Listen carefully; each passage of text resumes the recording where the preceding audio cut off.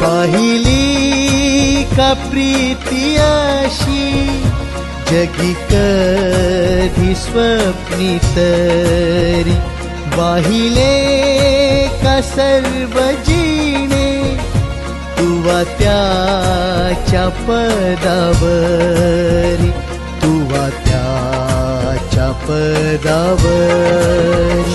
प्रभू येशू ख्रिस्ताच्या सर्वश्रेष्ठ नामात आपणांस अभिवादन. पवित्र शास्त्र बायबलमध्ये यशायाच्या 53व्या अध्यायातील 5व्या वचनामध्ये असे लिहिले आहे, खरे पाहिले असता तो आमच्या अपराधांमुळे घायाळ झाला, आमच्या दुष्कर्मांमुळे ठेचला गेला.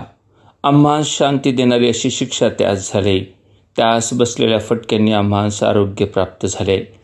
इस्रायलाला परमेश्वराने लावून दिलेल्या नियमानुसार दोषी मनुष्य फटक्यांच्या शिक्षेस पात्र ठरला, तर न्यायाधीशाने त्याला पालथे पाडवून आपल्या समक्ष त्याच्या दोषाच्या मानाने मोजून फटके मारावेत.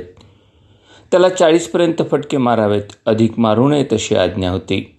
मात्र चुकीनेही 40पेक्षा अधिक फटके मारले जाऊ नयेत म्हणून इस्रायलात अपराध्यांस कमाल 39 फटके मारण्याची प्रथा होती.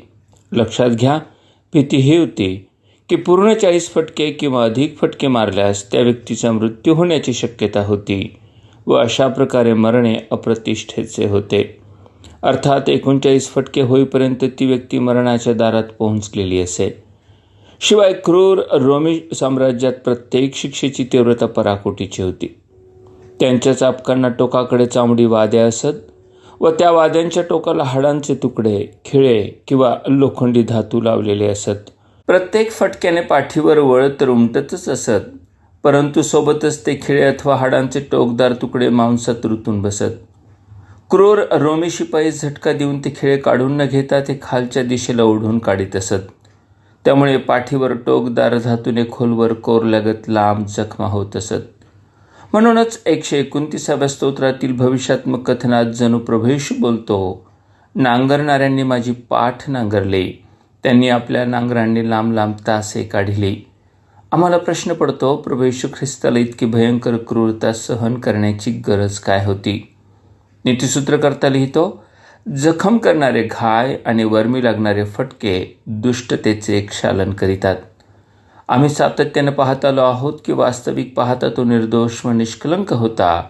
त्याच्या ठाई ना कपट होते ना दुष्टता. मुळात पाप, अपराध व दुष्टता तर आम्हा मानवांनी केली होती व आजही आम्ही करीत आहोत. आणि आमच्या याच दुष्टतेचे क्षालन व्हावे म्हणून त्याने ते भयंकर जखमा करणारे घाय व वर्मी लागणारे फटके सहन केले. जो आपल्या पापांचा पश्चाताप करून येशूने सहिलेले दुःख व मरण माझ्या पापांच्या क्षालनासाठी आहे हे कबूल करीतो, त्याला पापक्षमा मिळते व त्याला सार्वकालिक जीवन हे दान मिळते. आपणांसही हे दान मिळावे म्हणून आम्ही परमेश्वरचरणी प्रार्थना करीत आहोत. धन्यवाद.